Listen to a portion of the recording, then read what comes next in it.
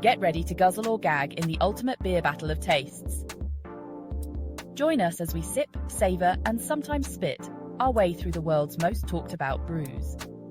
Let's get pouring and exploring.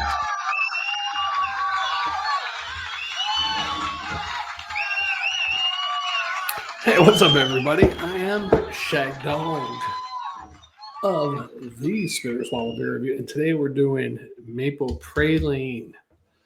Nothing on Beer Advocate. Untapped. It's considered a porter, 5.6% ABV, 38 IBUs. It gets 3.98 circles, so almost 4 out of 5 circles on Untapped.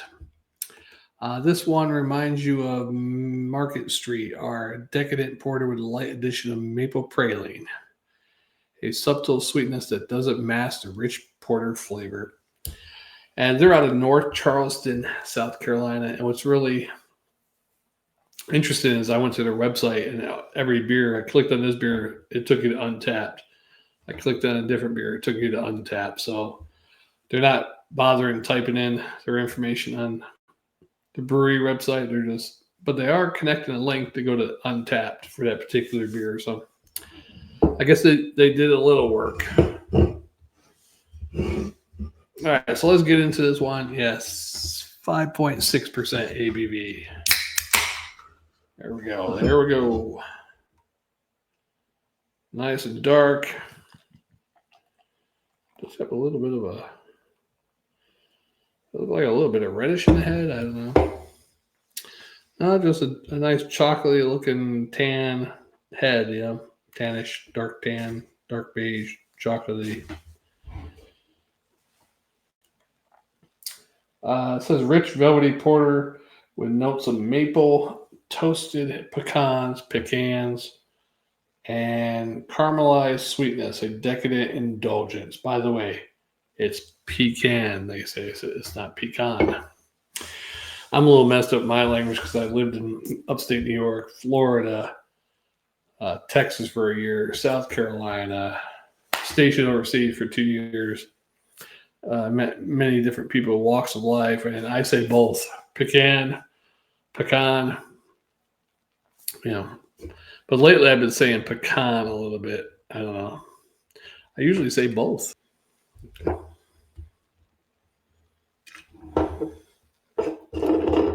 All right, so there's the can. That's why I wore this shirt. I don't know if this is a fall seasonal beer. I don't know what it says on the bottom of the can, but the liquor store I get this from are known to have some old beers on their shelves. So it could be. I just bought this like a month and a half. Yeah, about a month ago, I think. Middle of January. Month and a half ago, maybe. Yeah, so that is definitely a dark beer. It may have some, it's so dark I can't really tell with the light, even with the light on it. Maybe some black with maybe a little bit of brown or red hues in there. Or mahogany hues, I should say. But it looks good.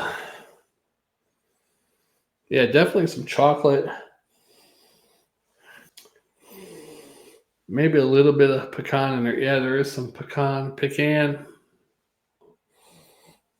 Yeah, little slight chocolatey coffee, not overwhelming or anything. A little bit of pecan. Let's just try it. I didn't even get the whole can in there. I didn't get the whole pecan in there. Whole pecan. Well, it's a pecan. All right. All right, let's do this. Cheers.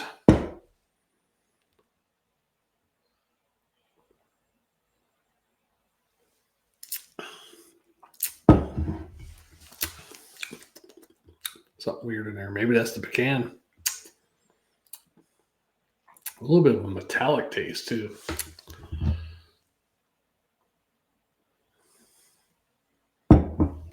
Could be the pecan. Could be the pecans and the pecan.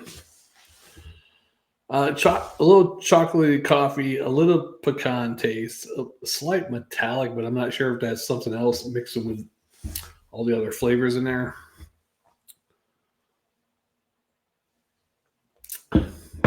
It's all right though.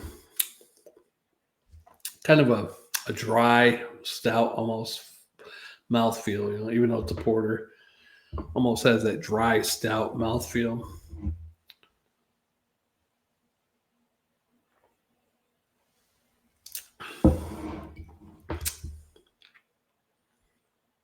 Not bad. Not as good as the best porter I ever had was the Birdsong Porter, Birdsong Brewing Porter. I'm not sure if they had any pecans in there though. Anyhow, pretty good. This one's gonna be a sipper though. I'm just not in the drinking mood tonight for some reason.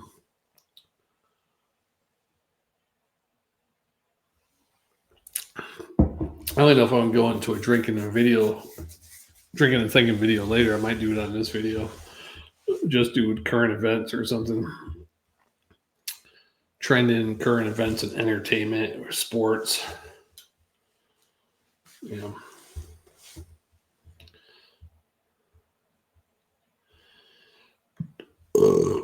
get to that in a bit. Let's at least finish halfway with the beer and we'll give our score or something. Oh, Maple Praline. What the hell does praline mean? What does praline mean? Here's the definition of praline. Praline. Oh, praline. Is that how you say it? Boiling nuts and sugar and grinding the mixture. Smooth, sweet substance made by. Filling for chocolates. Oh. Well, zippity doo dah, zippity day. My oh my, what a one. Zippity doo dah, zippity. I remember my younger brother. I was probably in 7th grade, maybe 8th grade. He was in 5th or 6th or 4th. I can't. But his school, the chorus, especially had, I don't know if that was during the spring season or something, but they had a like a Disney thing. And I was like, wow, that's fun. We didn't get to do that when I was in that class, yeah. But they sang like dippity doo dah, dippity dame. It's a small world after all, shit like that. I was like, wow, isn't that great? But my class is kind of childish. 7th grade, it was 7th grade, I think. I had to be in 7th or 8th grade, junior high, middle school, whatever you want to call it. We had some cool chorus teachers, and wow, I don't even know if we sang this at some concert or sang event, but we did Fraggle Rock, which I was like, why are we singing like a little puppet type show song? That's 2 songs I remember singing that year. Fraggle Rock theme song, and we also did DeBarge or El DeBarge, Rhythm of the Night, which was pretty cool. At least it was a current pop song at the time. To the beat of the rhythm of the night. It's because the music teacher apparently was a fan.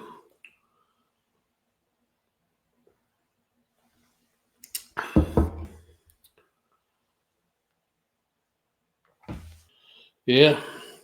I was once asked by a local band in Tampa area. Now the guy was drunk, so I took it with a grain of salt, but I was at karaoke one night and this guy I knew, I worked with him.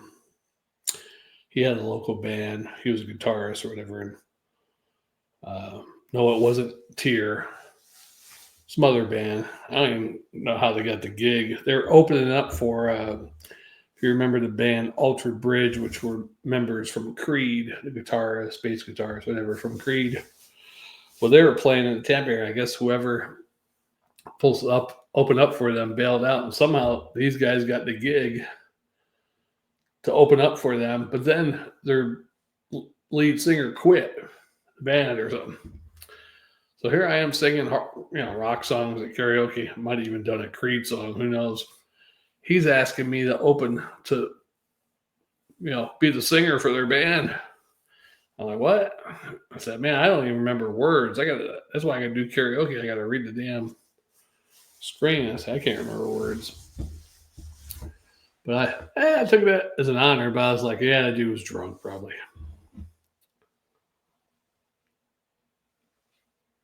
So I'm not sure if they ever found their singer to open up for Altered Bridge, but could have been me. That could have been the start. I missed my opportunity.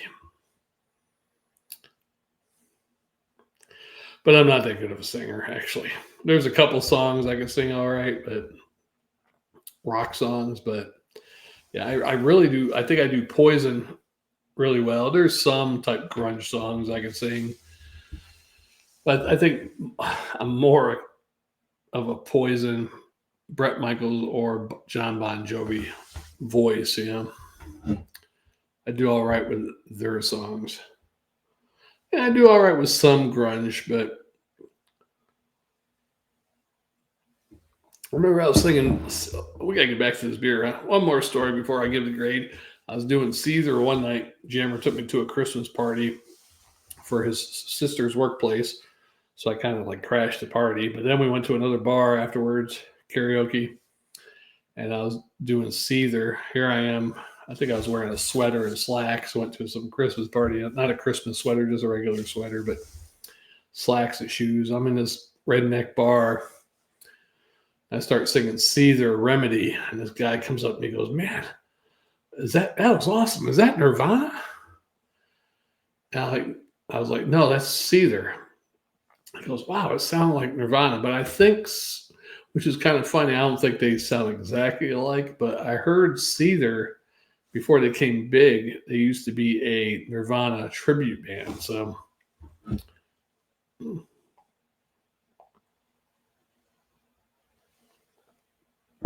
back to the beer. Sorry about that.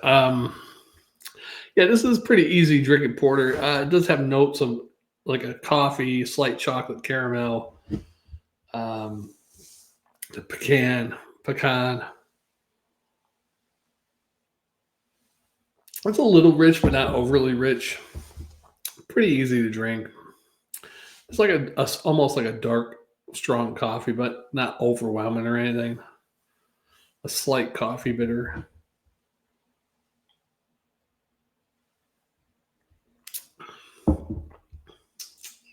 Yeah, I'll give it a B and a swallow. I mean, it's not spectacular, but it's not bad either. A B and a swallow. Zing. All right. You heard it here first on the Spitter Swallow Beer Review. Now, let's get into some drinking and thinking topics. Trending stuff, sports. LeBron James reached 50,000 points. It only took him 22 years of traveling to get to 50,000 points. He passed, who was it, Wilt Chamberlain? 22 years. How many years did Michael Jordan play? How many years did Michael Jordan play in the NBA? 15. And Michael Jordan is like fourth or fifth on the scoring list in only 15 years. And Michael Jordan played another 7 years, averaging 32 points a game. He'd be way beyond 50,000. Let's check. What was Michael Jordan's average points per season? He was averaging 30 points a game, 30.1 points a game, compared to LeBron James points per game, 27. So he's scoring 4 more points per game, average, Michael Jordan was. And you multiply that by, oh no, that can't be right, is it? Anyhow, Michael Jordan is the best.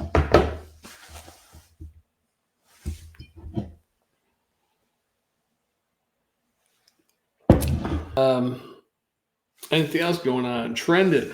Shagdog's gonna be trending, but man, I don't know. I don't watch a lot of news really.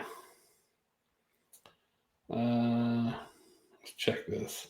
I really hate to go to this website, but Saquon Barkley set to be the highest paid running back in NFL history after new extension with the Philadelphia Eagles. Good for him.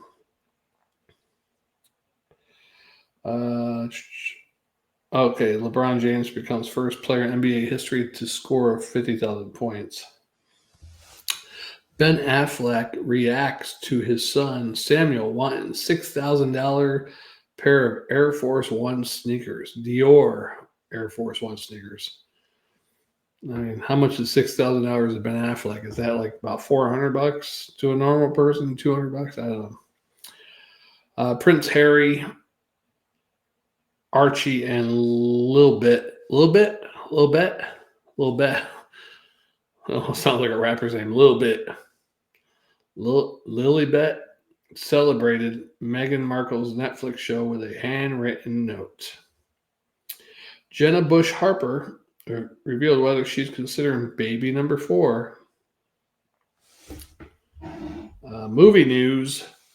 Last Breath is a movie about a deep sea diving mission that goes wrong. E.T. has covered the careers of Jim Carrey. E.T. Entertainment Tonight, not E.T. Go Home. E.T. has covered the careers of Jim Carrey, Denzel Washington, Jennifer Lopez, and Keanu Reeves. Okay. Music news. ASAP Rocky was dragged by Dalmatians. I'm not even sure what the hell that is. You let me know. Other entertainment news. Brad Baby's mom slammed Alabama Barker. The headline doesn't even make sense. So the music news and then the last 2 headlines don't even make sense to me. The Kohlberger team said autism should prevent the death penalty. Huh? It must be a lawyer. Kohlberger team said that autism should prevent the death penalty. Let's see if I can pop that story up. I can't pop that story up. Okay. Firefly Aerospace Blue Ghost lander became the first fully successful commercial moon landing. Never heard of them. Exhibition highlighted how German artist Anselm Kiefer was inspired by Vincent van Gogh.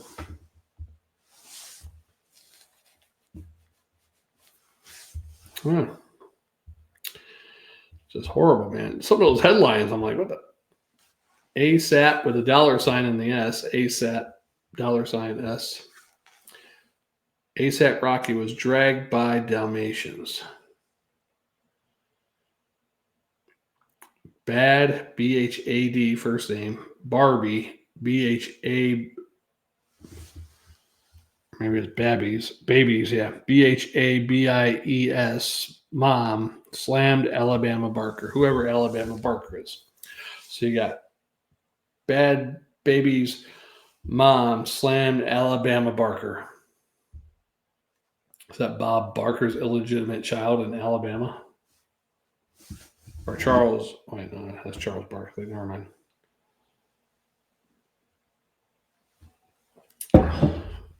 Weird and wild stuff. Unsung heroes of the grunge movement. Man, why am I even doing this? Green River, L7, Mother Love Bone, of course, had 2 of the members of Pearl Jam was in that. Basically, that was Pearl Jam. It was 2/5 of Pearl Jam, really, I think. I think one of the guitarists and the bass guitarists of Pearl Jam were in that band. Mudhoney. I remember a couple songs by Mudhoney, but Tad, it's a tad bit short of a name, isn't it? And that's it. And that article is written by Ann Erickson. How does these people get paid for writing these little articles, man? Because I could have AI write me some articles too. And get paid for it. Damn, I'm in the wrong business. Oh, excuse me. Top 20 hair metal guitar solos. Are you ready for it, folks? Top 20 guitar solos, hair metal guitar solos. Or back then we called it glam metal. Anyhow, let's get to it. Number 20, Europe, The Final Countdown. That's pretty good guitar solo. Number 19, Cinderella, Long Cold Winter. I don't remember that song, let alone the guitar solo. Wait, is it going to play it? Can I play that in here? I'm not even going to play it. I might get banned or blocked. LA Guns, No Mercy. I know who LA Guns are, but I only know their big songs. So I don't know. But, I mean, Tracy Guns is a pretty good guitarist. You know, he's another underrated guitarist. Do I think he's a guitar god? No, but I think he's a pretty damn good guitarist. Kiss, Under the Gun. What album was that from? Animalize. I didn't listen to the whole album. Quiet Riot, Come On, Feel the Noise. Carlos Cavazo. Yeah, pretty good guitar solo. Not the greatest, but I mean, for the song itself, better than the original song, I guess. Motley Crue, Home Sweet Home. I mean, Mick Mars had his own sound, so pretty good. Warrant, Uncle Tom's Cabin. I don't even remember the lead guitar solo for that one. I wouldn't put that in there. Firehouse, Reach for the Sky. Another one. Man, I mean, Warren DeMartini could have at least 3 or 4 songs in there, at least. Skid Row, Midnight Tornado. I mean, I even think the lead guitar solo for I'll Remember You was pretty good, but I'm trying to think of, I know the song Midnight Tornado, but I can't think of the lead guitar part of it. I'll have to listen to that song tomorrow. Def Leppard, Photograph. Okay. Number 10, I didn't say the numbers, but that's okay. Poison, Nothing But a Good Time. Not too bad. Bon Jovi, Badman. I think Bon Jovi has, Richie Sambora has a couple better songs than that. Docking in My Dreams. Yeah, that was a pretty good guitar solo by George Lynch. That one's pretty good. In my dreams, it's still the same. Your love is strong and still remains. Okay. Number 7, Winger, 17. Joey Buttafuoco's theme song, right? I'm trying to think of the lead guitar part, though. Whitesnake, Crying in the Rain. John Sykes, but I don't remember the lead guitar part. Extreme, Play With Me. I didn't really get into Extreme, so I only know the 2 songs by Extreme, maybe 3. Rat, Round and Round, of course. That was pretty good, and it's pretty much Warren DeMartini, but then Robin Crosby joins in, so that turns into a double lead. Basically, glam metal answer to formidable guitar duos like Judas Priest, Glenn Tipton, and KK Dallin, or Iron Maiden's Dave Murray and Adrian Smith. And they did have a couple other songs on that album, maybe a couple on Invasion of Privacy. I don't remember any double lead parts on Dancing, but I think on Reach for the Sky, I think I Want a Woman was a double lead guitar part. I'm assuming Robin Crosby was still functional at that point. I heard on Detonator he wasn't too involved in the album as far as the recording or even playing. I heard, I don't know. Number 3, Guns N' Roses, Sweet Child of Mine. I remember the lead guitar part. I want to put that as number 3, though. Good song. I mean, yeah, definitely be in the top 5 for hair band, if you want to call Guns N' Roses a hair band. They're more the harder rock side of hair band, but White Lion, Wait.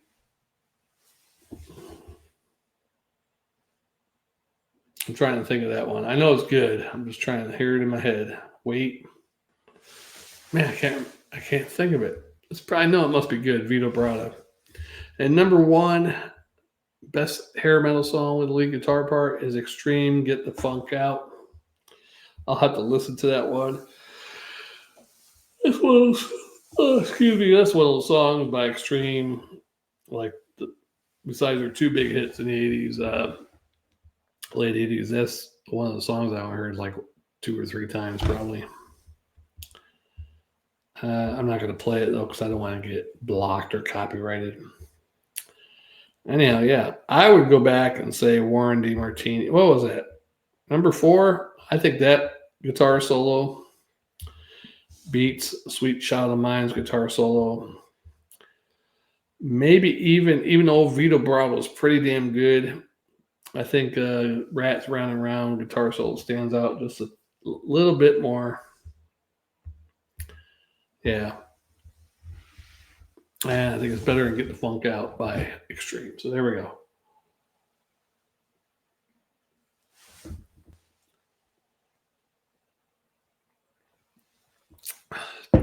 Probably should have been drinking more beer than talking craziness, right?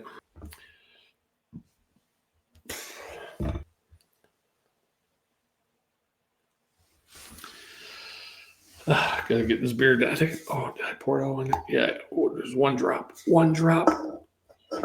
Probably shouldn't have done beer reviews tonight.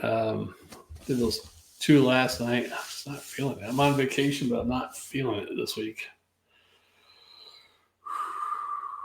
Should have probably went for a trip. I was going to go to Florida to visit my brother. I was like, man, that's like a 7.5 hour drive. And I work graveyard shifts, so it's just, I've been off since Sunday night was the last night I worked. So Monday, Tuesday was today, Wednesday. 3 nights I've been off, and it's just hard for me to switch over to even today I took a nap around 12. I slept from about 12:30 to about 4 o'clock in the afternoon. Took a nap.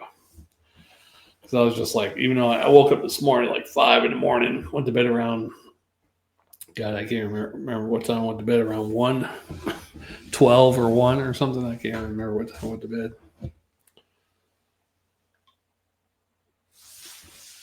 It's hard to get readjusted. That's why my days off, normally working graveyard shift, I just stay up all night. I don't try to mess around with my schedule, you know.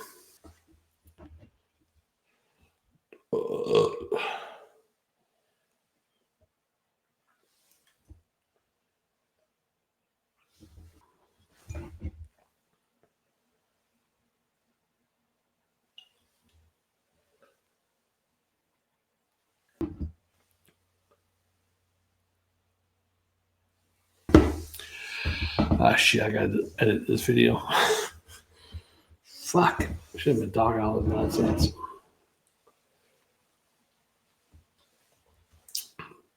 Anyhow, that's it for Shagdog Spitter Swallow Beer Review. Thanks for watching. Hope I didn't waste your time too much. You probably didn't get to this point, but if you did, don't forget to subscribe, comment, and like. Tickle that bell or click that bell. Jammer loves it. We'll see you on the next one.